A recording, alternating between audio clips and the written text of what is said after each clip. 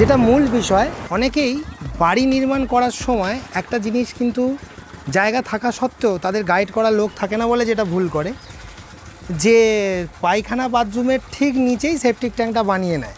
কিন্তু যাদের ক্ষেত্রে জায়গা আছে, আমি যদি একটু সামনে থেকে দেখি, আমি চাইবো ক্যামেরায় দেখাতে, আর একটু দূরে চলে যাও, ক্যামেরায় ভালো করে দেখাতে যে বাড়িটা কোন জায়গায় হচ্ছে, চেম্বার কোন জায়গায় হচ্ছে, একটু ভালো করে যদি দেখাই।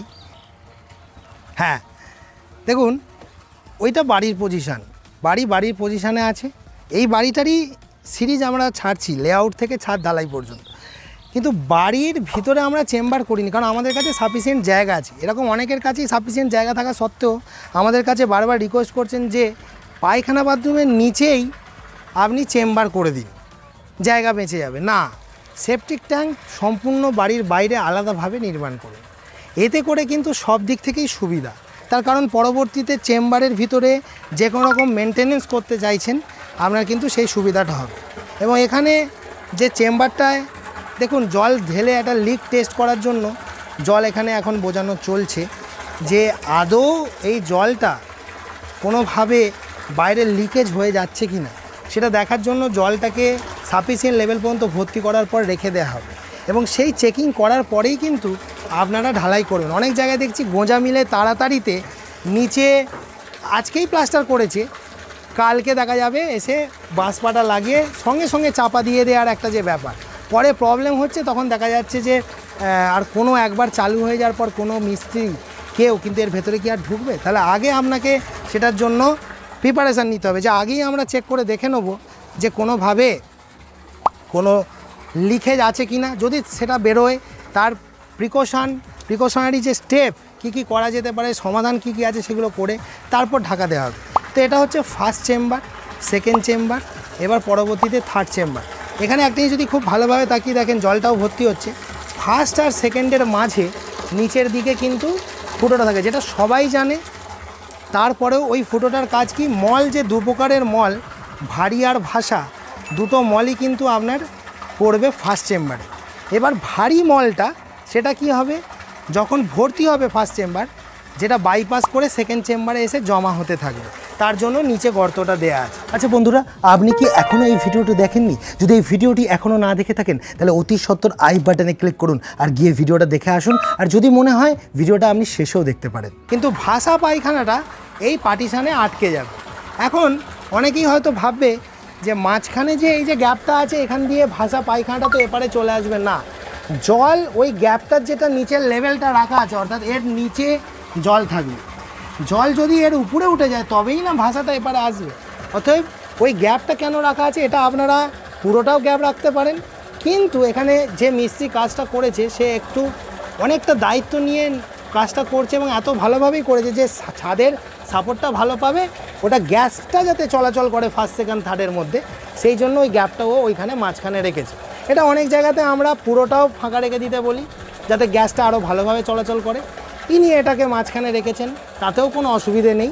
আর এই যে গর্তটা দেখছেন এবার ভর্তি হয়ে গেল বলে, তার মানে যে ডোবা পায়খানাটা থাকবে সেটা যখন ভর্তি হবে ফার্স্ট চেম্বারটা, সেটা কিন্তু বাইপাস হয়ে চলে যাবে সেকেন্ডে, আর ভাসা পায়খানাটা কিন্তু জলের এই লেভেলে আটকে যাবে।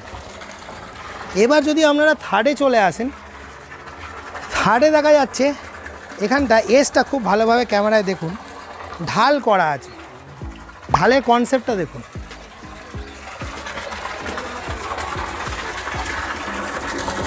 যখন এখান থেকে জল উপচে এসে থার্ডে পড়বে তখন এই জায়গায় কিন্তু তুলনামূলকভাবে পরিষ্কার জলটা যেটা আউটলেট দিয়ে বেরোবে, অর্থাৎ এই জায়গায় কোনোভাবেই কোনোরূপ কোনো মল আসার সম্ভাবনা নেই। আউটলেট এই সাইডে রয়েছে, ইনলেট রয়েছে ফার্স্ট চেম্বারে। এবার আপনারা হয়তো বলবেন প্রত্যেকটা চেম্বারেই এই গর্তগুলো কিসের? এই গর্তগুলো হচ্ছে সেফটি মেজার।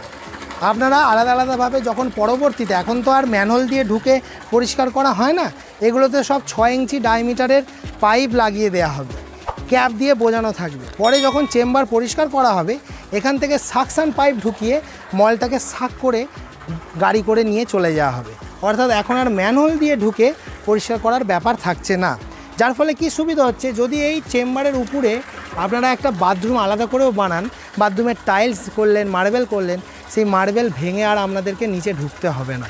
তো সেই জন্য পরবর্তীতে মল পরিষ্কার করার জন্য এই ব্যবস্থাগুলো কিন্তু রাখা আছে। অ্যাকচুয়ালি বাড়িটা ওই ধারে আছে, অর্থাৎ ইনলেট যদিও বা হয় সেটা এখান থেকে হয়ে এই সাইড দিয়ে হবে, তার জন্য ওইগুলো নয়, ওগুলো হচ্ছে মল পরিষ্কার করার জন্য ব্যাকআপ।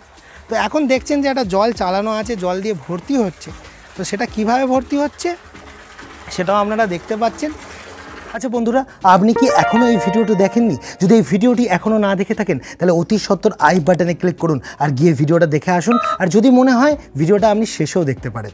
এবং এটা কিন্তু অবশ্যই প্রয়োজন যে টেস্ট করাটা। আপনারা ভাবছেন যে টেস্ট ফেস্টের কোনো ব্যাপার নেই, ঢাকা দিয়ে দাও, দিয়ে বেরিয়ে যাও, ভিতরে যা হবে পার্টি বুঝে নেবে।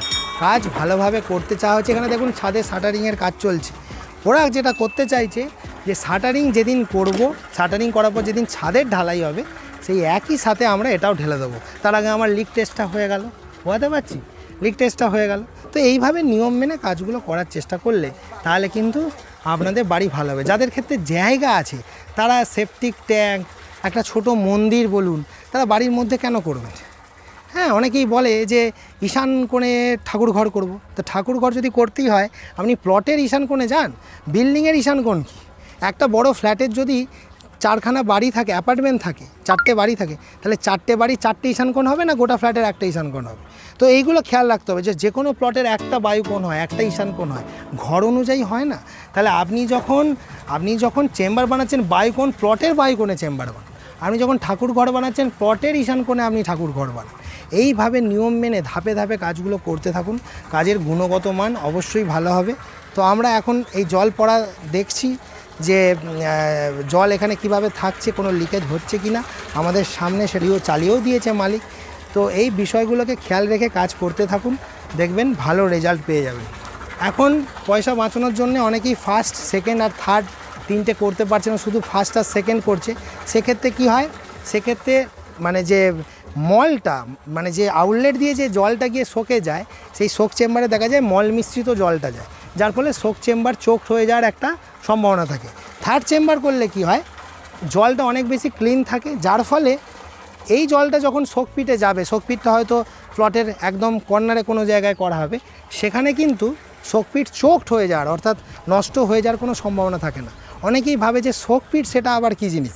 এটা কিন্তু শোক চেম্বার নয়, এটা কুয়া নয়, এর ভেতরে মল কোনোভাবে বাইরে বেরোবে। এটা একটা tank, sanitary chamber, septic tank, অর্থাৎ এর মধ্যে আপনার সমস্ত মল জমা থাকবে, যতক্ষণ না আপনি পরিষ্কার করছেন বেরোতে পারবেন না। এর ভেতরে একটা চক্র চলে, হ্যাঁ, জীবাণু মলগুলোকে খায়। আর এখানে যেটা শোকপিট হবে, অতিরিক্ত জলটা ফোঁটা ফোঁটা করে বেরোতে বেরোতে আপনার এই শোক হতে থাকবে এবং সেটা ন্যাচারালি মাটিতে মিশতে থাকবে। সেই শোকপিটের নিচে ইটের, যেটাকে আমরা বলি ব্রিক ব্লাস্ট, তার মানে আপনার ইট কুচো থাকবে, পাথর কুচো থাকবে। শোকপিটের জন্য আলাদা ডেডিকেটেড ভিডিও আমার আসবে, এর আগেও আমরা এই ধরনের ভিডিও বানিয়েছি। তো আজকে এখানেই শেষ করলাম।